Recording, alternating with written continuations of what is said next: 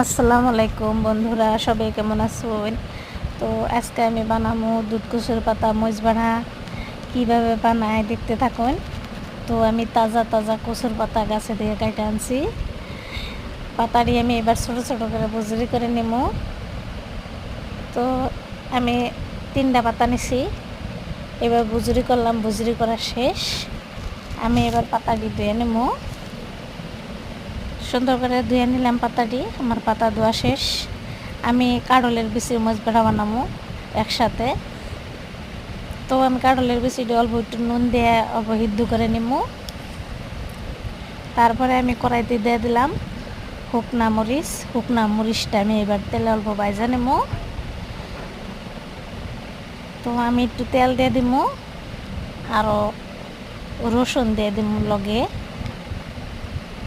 কাঁঠালের বিচির জন্য আমি ভাজা নিতেছি এটি। তো আমার এটি ভাজা শেষ, এটা আমি ভাজা উঠাই নেব।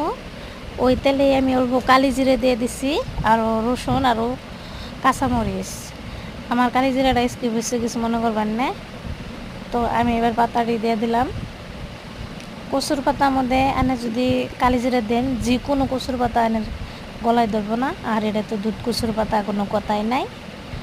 কালি জিরা দিলে দুধ কচু পাতাটা অল্প টেস্টও বাড়ে। তো আমি এবার ফার্স্টে কাঁঠালের বিচি বাইটা নেব। অল্প কাঁঠালের বিচির মাছ বাটাটা বানাই নেব। তো আমি একটা পেঁয়াজ দিয়ে দিলাম, কাঁচা পেঁয়াজ। এবার আমি কাঁঠালের বিচিটি বাইটা নেব নিফাস করে। আমার কাঁঠালের বিচিটি বাটা শেষ। এবার আমি অল্প কাঁচা তেল দিয়ে দিলাম। কাঁচা তেল দিয়ে দিলে কাঁঠালের বিচির ভর্তাটার ধরুন টেস্টটা বাড়ে আর কি। আনারা বানায় খাইবেন, বানায় খাইলে সে বুঝবেন টেস্টটা কীরকম। তো এইবার আমি কচুর পাতা করে বাইটে নেব। কচুর পাতাটা এমনি ফাঁস করে বাইটে নিতেছি। ফার্স্টে অল্প নুন দিয়ে দিয়েছিলাম, কিন্তু অল্প নুন কম মশলা আবার একটু দিয়ে দিলাম। তো এবার আমার বাড়া শেষ।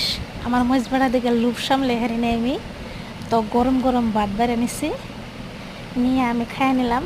বহুত আমার ভালো লাগছে। আনেরা এভাবে বানায় খাই দেখবেন, বহুত ভালো লাগবো। আর ভিডিওটা ভালো লাগলে সাবস্ক্রাইব করুন জানি।